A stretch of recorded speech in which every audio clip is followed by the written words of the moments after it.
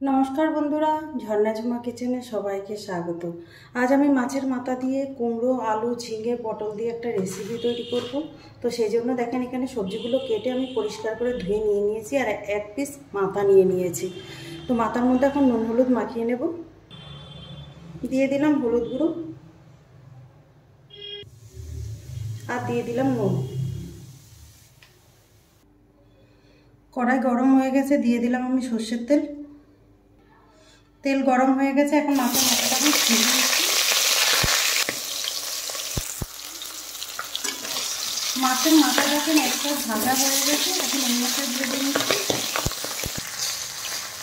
মাছের মাথা ভাজা হয়ে গেছে, এখন আমি তুলে নিচ্ছি। ফোড়নে দিয়ে দিলাম শুকনো লঙ্কা আর দিয়ে দিলাম গোটা জিরে আর কিছু দেখেন আদাটাকে গ্রেট করে দিচ্ছি।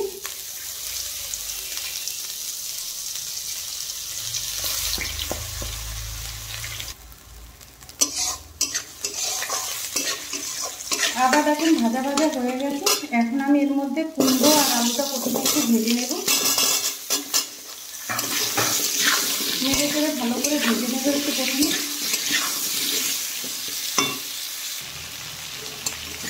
দেখুন আলু আর কুমড়ো একটু ভাজা হয়ে গেছে, এখন আমি এর মধ্যে ঝিঙে আর পটলগুলো দিয়ে দিলাম। দিয়ে নেড়ে চেড়ে একটু কষিয়ে নেব। দিয়ে দিলাম দুটো কাঁচা লঙ্কা।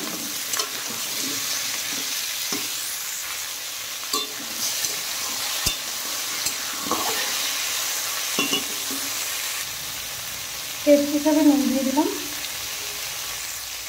দিয়ে দিলাম হলুদ গুঁড়ো। এখন আরেকটু নেড়ে দিচ্ছি।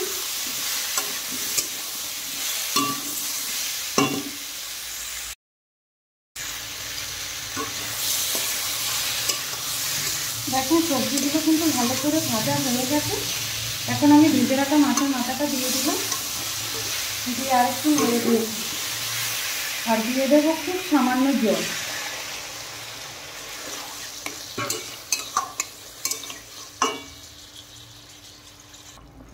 ভালো করে ফুটিয়ে নিতে হবে। আর আমি দিয়ে দিলাম চিনি কিছুটা, যেহেতু কুমড়োর সবজি তো একটুখানি চিনি দিলে মিষ্টি মিষ্টি ভাব ভালো লাগে।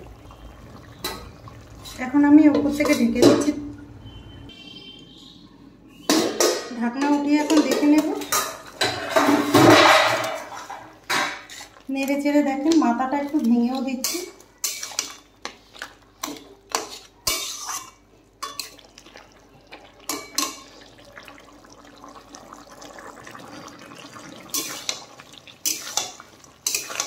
দেখেন এখানে আলু কুমড়ো কিন্তু ভালোভাবে সেদ্ধ হয়ে গেছে।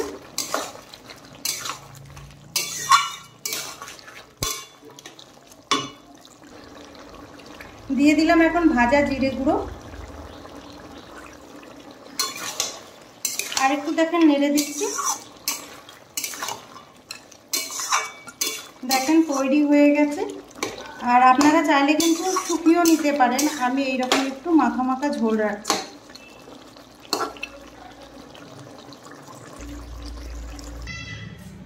এখন আমি দেখেন বাটিতে নিয়ে নিলাম। এই রেসিপিটা যদি আপনাদের ভালো লাগে তাহলে আমার চ্যানেলটাকে সাবস্ক্রাইব করবেন, লাইক করবেন, কমেন্ট করবেন আর অবশ্যই শেয়ার করবেন। আর আমি যেভাবে বানিয়েছি মাছের মাথা দিয়ে এই রেসিপিটা আপনারা বানিয়ে খেয়ে আমাকে কমেন্ট করে জানাবেন। ভিডিওটা দেখার জন্য আপনাদের ধন্যবাদ।